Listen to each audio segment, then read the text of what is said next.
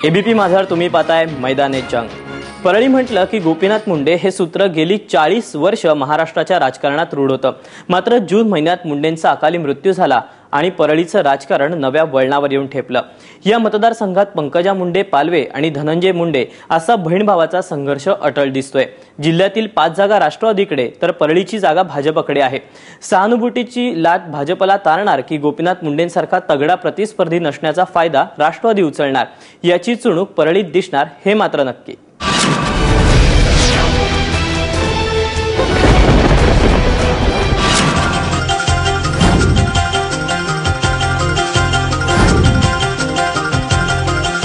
मतदारसंघ पुनर्रचनेपूर्वी रेणापूर आणि पुनर्रचनेनंतर परळी नाव धारण केलेल्या हा मतदारसंघ पहिल्यांदाच गोपीनाथ मुंडे या व्यक्तीशिवाय निवडणूक पाहत आहे।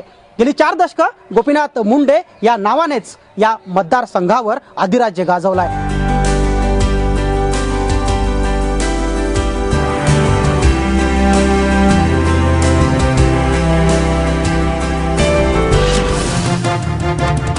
कोणत्याही उमेदवार समोर आला तरी वातावरण तेच असणार आहे। मुंडे साहेबांसारखा एवढा मोठा नेता आणि त्याची सहानुभूती म्हणजे अजून लोक दुःख विसरले नाही आणि मृत्यू स्वीकारायला तयार नाही। माझी तीच परिस्थिती आहे। पण मुंडे साहेबांचं स्वप्न पूर्ण करण्यासाठी मी आता सगळ्या दुःख बाजूला ठेवून कामाला लागले आहे। 6 मतदारसंघात विजय मिळणार आहे, त्यामुळे परळी आपोआप त्याच्यात आलंच। परळीत आमचं पहिलं स्टॅम्प्ड विजय आहे, त्याच्यात काहीच प्रॉब्लेम नाही।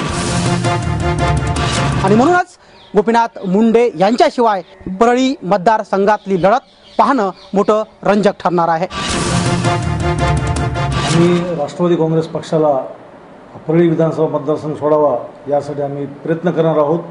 मुळातच आमदार धनंजय मुंडे साहेब यांच्याकरताच हा मतदारसंघ सोडावा अशी आम्ही पक्षप्रमुख राष्ट्रवादी काँग्रेस पार्टी यांच्याकडे मागणी करणार आहोत।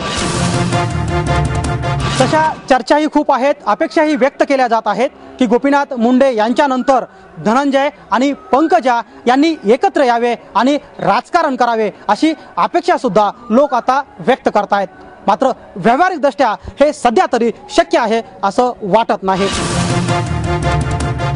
गोपीनाथ मुंडे यांच्या अवेळी निधनाने महाराष्ट्राच्या राजकारणात पोकळी निर्माण झाली। मराठवाड्याचं राजकारण पोरकं झालं। याहीपेक्षा या घटनेचे दुर्गामी परिणाम झाले ते बीड जिल्ह्याच्या राजकारणावर, आणि त्याहीपेक्षा गंभीर म्हणजे परळी विधानसभा मतदारसंघामध्ये। याच मतदारसंघामध्ये आता पंकजा मुंडे विरुद्ध धनंजय मुंडे असा सामना रंगणार आहे। आणि याच विषयावर बोलण्यासाठी परळीमधले वेगवेगळ्या वृत्तपत्राचे पत्रकार आपल्यासोबत आहेत। तुम्ही गोपीनाथ मुंडेंच्या राजकारणाचं मागच्या अनेक दिवसापासून विश्लेषण करताय, अनेक निवडणुका जवळून पाहिलेल्या आहेत। मात्र ही विधानसभा निवडणूक वेगळी का आहे आणि त्याला काय अर्थ आहे? गोपीनाथ मुंडे यांच्या निधनानंतर गेल्या 2 महिन्याचा जर काळ आपण पाहिला तर राजकीय वातावरण इथलं शांत आहे। आणखीन तरी लोक काही स्पष्टपणे बोलायला तयार नाहीत। आता या पुढची निवडणूक इथं गोपीनाथ मुंडे यांच्या अभावी होणार आहे किंवा त्यांच्या पश्चात इथं निवडणूक होणार आहे। ही निवडणूक पंकजाताई मुंडे पालवे यांच्या विरोधात धनंजय मुंडे असणार आहेत की काँग्रेसचा उमेदवार येतो किंवा आणखी दुसरी कोणाला उमेदवारी मिळते हे आणखी निश्चित झालेलं नाही। पण धनंजय मुंडे आणि पंकजाताई मुंडे यांनी एकत्र येऊन ही निवडणूक लढवावी किंवा इथून पुढे राजकारण एकत्र येऊन करावं अशी भावना देखील काही कार्यकर्त्यातून व्यक्त होत आहे आणि काही नागरिकांचं पण असंच मत आहे। पण आणखीनही जे भाजपचे निष्ठावान कार्यकर्ते ते याबाबत बोलायला तयार नाहीत आणि राष्ट्रवादी काँग्रेसचे जी काही जुनी मंडळी आहेत ती या सगळ्या घटनेवर लक्ष देऊ नये। धनंजय मुंडे आणि पंकजा मुंडे यांनी एकत्र यावं असं तुम्हाला या दृष्टीनं तरी व्यावहारिकदृष्ट्या हे होईल असं वाटतं का? या परळी भागात सुद्धा या दोघा भावा बहिणींनी एकत्र यावं हीच भावना या ठिकाणी नागरिक व्यक्त करतात। एकत्र यावं असं जरी वाटत असलं तरी मला सांगा की धनंजय मुंडे मागच्या 3 वर्षापासून परळी विधानसभा मतदारसंघाची तयारी करत होते, किंवा ते अनेक लोकांपर्यंत पोहोचत होते, अनेक कार्यक्रम त्यांनी घेतले। त्यानंतर आताही तेच तयारी त्यांची पाहायला मिळते। पण गोपीनाथ मुंडे यांच्यानंतर धनंजय मुंडे यांच्यासमोर कोणती आव्हानं असतील आणि सहानुभूतीचा सामना कसा करतील धनंजय मुंडे?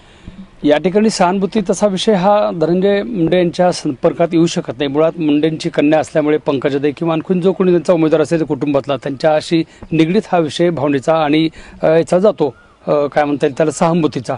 परंतु मुंडेंशिवाय निवडणूक ही पहिलीच वेळ ज्या म्हणजे या रस्त्या गावातील पायवाट असेल, पायवाटचे डांबरीकरणाचं रूपांतर ज्यांनी केले त्या मुंडे साहेबांच्या परस्पर त्यांच्याशिवाय निवडणूक होत असल्याने मोठा प्रसंग या मतदारावर आलेला आहे। आणि या ठिकाणी पंकजादींचं आत्ताचे 5 वर्षांनी धनंजयंनी त्यावेळेस तयारी केली आणि आताही तयारी केली, परंतु तिकीट कुणाला मिळेल त्याच्यानंतर त्या सगळ्या गोष्टीवर बोलता येईल। निश्चितपणे आणखी सगळं अस्पष्ट असलं तरी सामना रंगणार हे मात्र निश्चित आहे। चव्हाण साहेब, मला सांगा की काय नेमकी परिस्थिती राहील? परळी मतदारसंघाची जी जागा आहे ती काँग्रेसकडे असते हे माहीत असताना सुद्धा धनंजय मुंडे तयारी करतायत, यामध्ये कुठली तडजोड होऊ शकते आणि ही जागा सुटली तर त्याचे परिणाम काय? हा मतदारसंघ मुळात काँग्रेसचा आहे, त्यामुळं मतदारसंघ जर त्यांनी सोडला तरीही होईल। आणि जर समजा तसं झालंच, काँग्रेसवाला एक उमेदवार राहील, जर समजा तशी बंडखोरी कुणी करण्याचा प्रयत्न केला, पुरोगामी मताची जे काही फूट होईल ती भरून निघणार आणि आताची जी काही निवडणूक आहे संपूर्णपणे सहानुभूतीवर होणार आहे।